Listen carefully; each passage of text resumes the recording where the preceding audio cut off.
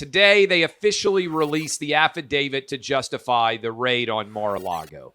And if there was any doubt at all about what the justification was to have this raid, even though around 50 or 60% of this affidavit is redacted, there should be no doubt any longer that this is a dispute between President Trump and the National Archives over where his presidential papers should be located. That's the real dispute.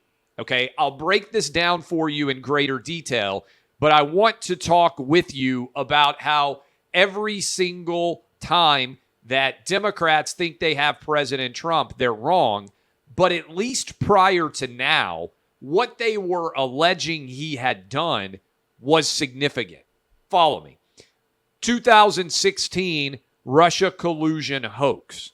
The idea was Trump had colluded with Russia against Hillary Clinton, and that was the reason he was president of the United States. That's what the Mueller report was about. That's what the entire investigation surrounding Russia was about in the wake of the 2016 presidential election. No crimes. No crimes were found. Zero prosecution. Effectively a vindication of Trump. Almost everything surrounding Russia collusion was made up. Okay? So, number one, we're going to get him. He's going to walk out in handcuffs. The Rachel Maddow, the story that she sold to all of her viewers, Russia collusion, nothing to it. Okay? We're going to get Trump too. Impeachment. What was he impeached for? Talking to Ukraine's president and asking him to investigate what Hunter Biden did with Ukraine and whether there was criminal behavior in that respect.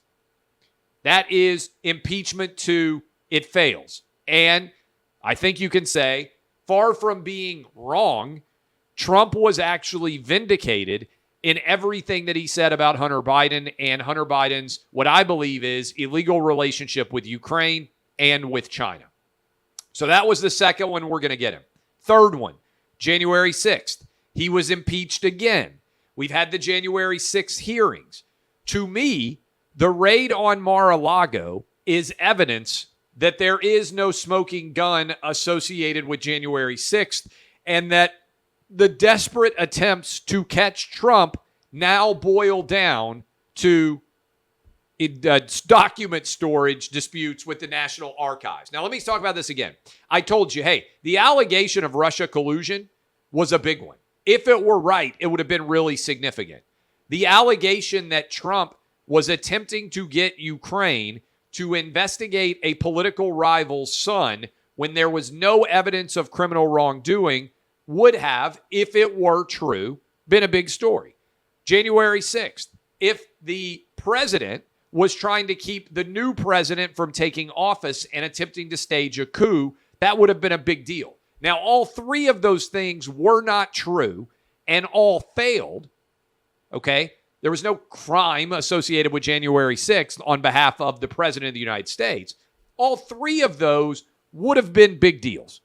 They were big allegations. They were seismic attacks upon Donald Trump that, if they were true, would have had significant and severe legal consequences. Think about where we are now. From colluded with a foreign power to win an election, from colluded with a foreign power to try to instigate an investigation into a rival's son with no justification, from tried to overthrow the United States government to what we're talking about now, which is had improper possession of presidential documents. Let me be clear about this. These are documents that Trump was entitled to possess when he was president, and that now that he is not president, they are arguing he no longer could possess, and that it was so dangerous that these documents had to be seized and taken to the National Archives. That's where we are now. A dispute over whether the president has the authority to keep his papers or not.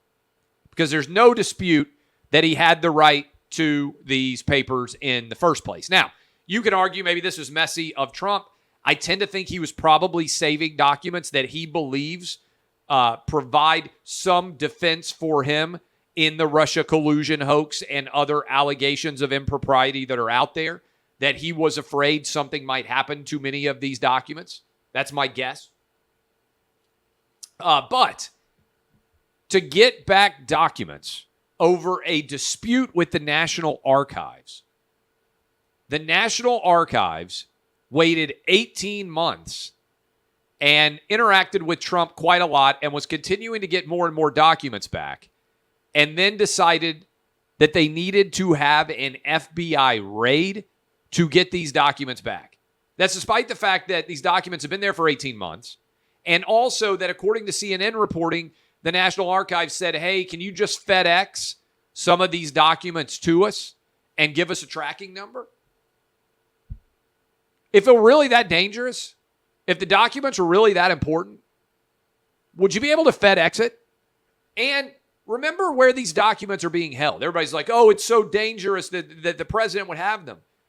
The president had these documents under lock and key inside of his private residence that was protected by the Secret Service, and there was a video camera outside recording anybody who came and went.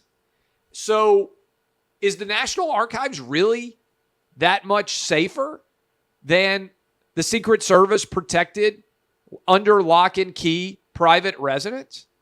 And again, the dispute here is over who has the right to maintain these private classified documents, and allegedly. And the big issue here is the Department of Justice is trying to turn this into a really big deal.